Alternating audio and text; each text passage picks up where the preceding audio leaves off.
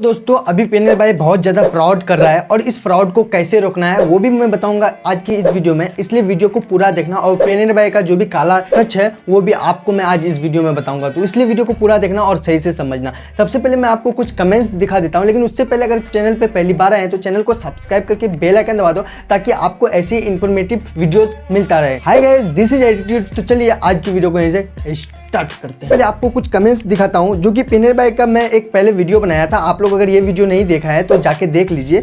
मैं एक वीडियो बनाया था और वहां पे मुझे बहुत सारे कमेंट्स आया है, जैसे भाई आपके पैसे अभी आए या नहीं और कितने दिन हो गए आपके प्रोसेस में, ये मेरे से पूछ रहा है। मैं इसका भी जवाब दूंगा। अभी बिहार से वो कमेंट्स किया है, भाई प्रॉब्लम सॉल्व कैसे करें। तो देखो ये वीडियो उसी के बारे में कि प्रॉब्लम को सॉल्व कैसे करें। यान खान नाम से है, मेरे साथ भी सेम प्रॉब्लम हुआ है, जो कि मैं इससे पहले वीडियो डाला था उसमें मैं बताया था कि मेरा कितना पैसा रखा है।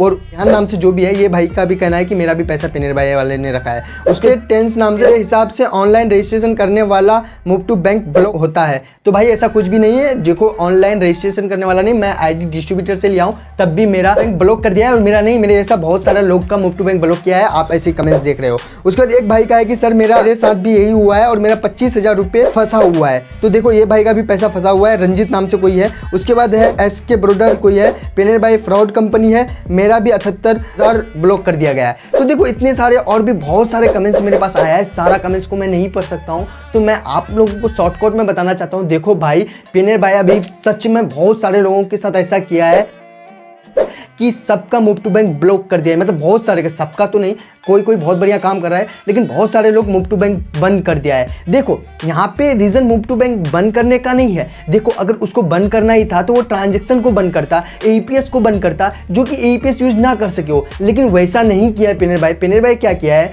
कि कोई भी रिटेलर अगर कुछ पैसे को विड्रॉ किया है, उसके वैलेट पे है, तो उसको मूव टू बैंक को बंद कर दिया है। मतलब कि ये अगर मेरे पास 10 आदमी आए पैसे निकासी करने के लिए और मैं उस 10 आदमी का निकासी भी किया और उसके बाद वो क्या किया, मूव टू बैंक बंद कर दिया, जिससे कि मैं वो पैसा बैंक में ना ले पाऊं। अब जब मैं बैंक में नहीं लूंगा वो पैसा तो मैं कस्टमर को दूंगा कैसे भाई। ये भाई वाले यहाँ पे बहुत ही बड़ा गलती किया है और बोले कि बहुत ही फ्रॉड वाला काम से। मैं जब बात किया तो उन्होंने मुझे क्या बताया, उन्होंने मुझे बताया कि आप अपने डिस्ट्रीब्यूटर से बात कीजिए, वो बोलेंगे और आपका आईडी सही हो जाएगा। लेकिन मैं डिस्ट्रीब्यूटर से बात किया तो वो डिस्ट्रीब्यूटर हमको बोला है कि डिस्ट्रीब्यूटर से कुछ नहीं होगा। यहाँ पे आपका आरएम आएंगे, आपके लोकेशन पे विजिट करेंगे, विजिट करने के बाद आपका आईडी को एक्टिव कर दिया जाएगा, मतलब मूव टू बैंक को एक्टिव कर दिया जाएगा। देखो ये भी कोई बड़ी बात नहीं, ठीक है, आरएम आए और मूव टू बैंक को एक्टिव कर दे तो और भी अच्छी बात है। लेकिन यहाँ पे हुआ क्या कि 2 महीना हो गया है मेरा, आरएम को मैं बार बार कांटेक्ट कर रहा हूँ, बार बार कॉल कर रहा हूँ, लेकिन आरएम बोल रहा है कि मैं बिजी हूँ। आप ही एक इंसान नहीं है जिसका काम करना है, बहुत सारे लोगों का करना है।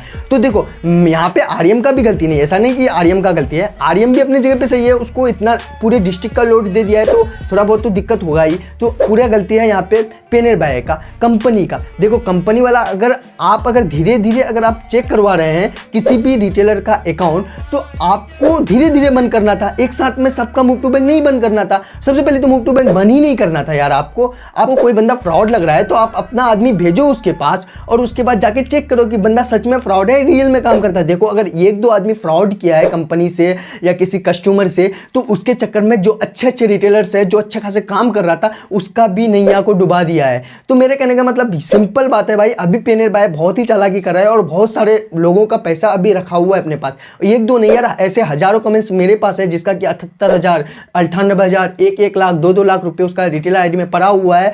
वो कस्टमर आके उससे झगड़ा कर रहा है, लेकिन वो कस्टमर को दे नहीं पा रहा है। वो क्या करेगा बंदा, इतना सारा पैसा लाएगा कहां से।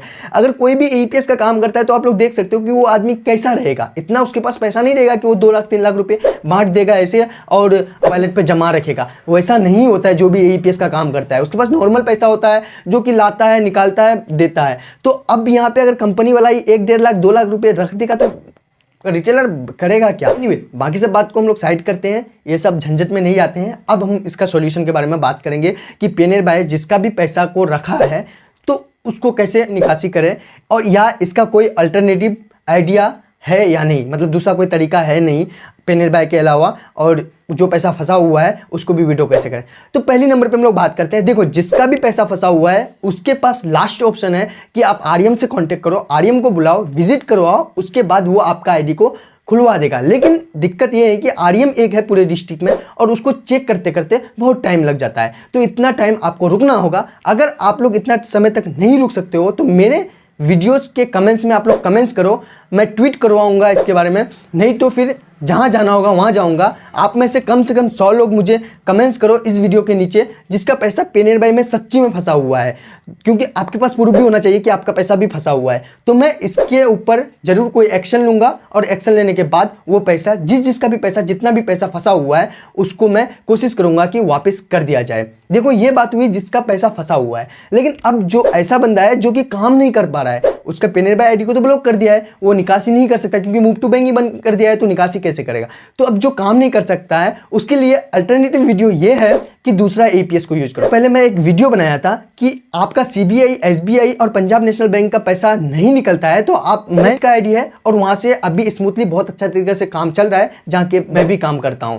तो अगर आप लोग को रोयनेट का आईडी लेना है, CBI, SBI, Punjab national bank, किसी का भी पैसा विड्रॉल करने के लिए, तो आपको इजीली मिल जाएगा। बस आपको इस वीडियो के नीचे कमेंट्स करना है, उसके बाद या फिर इंस्टा में जाकर मैसेज करो, वहां से मिल जाएगा। तो देखो ये था कि आप एसबीआई, सीबीआई और पंजाब नेशनल का बैंक का जो पैसा नहीं निकासी हो रहा था उसके लिए रोयनेट का आइडिया भी बहुत बढ़िया है। तो देखो पहला बात हम लोग का हो गया है कि जो फ्रॉड हुआ है उससे कैसे बचें। आप लोग एक जगह हो जाओ, हम सब एक जगह इकट्ठा होकर कोई एक्शन लेंगे, उसके बाद हम लोग का पैसा मिल जाएगा। दूसरा 3 बैंक का जो जिसका भी तीनों बैंक का पैसा नहीं निकल रहा था वो रोयनेट का आईडी ले लो, उसका पैसा अच्छा निकलेगा। और हाँ, सिर्फ पेनेर भाई आईडी था जिससे आप काम करते थे और अभी आप काम नहीं कर पा रहे हैं तो आप दूसरा आईडी ले लो, उससे काम करो। जैसे मैं एग्जांपल के थ्रू बता दिया रोयनेट का। देखो इसमें मुझे कोई पैसा नहीं मिला है, रोयनेट के बारे में टाइज करने के लिए मुझे कोई पैसा नहीं मिला है, मैं फिर भी बता रहा हूँ क्योंकि मैं पर्सनली यूज करता हूँ और मुझे अच्छा लगा इसलिए मैं बोला। उसके अलावा भी है, अभी सीसीएससी भी बहुत बढ़िया काम कर रहा है, आप उसका भी आईडी ले सकते हो। तो फिलहाल इस वीडियो में इतना ही था। तो बस आज की वीडियो इतना ही था। आई होप आप लोग अच्छा लगा तो फटाफट लाइक शेयर एंड सब्सक्राइब। तो मिलते हैं आपके साथ अगले वीडियो में, तब तक अपना ध्यान रखना दोस्तों। ठीक है, बाय बाय।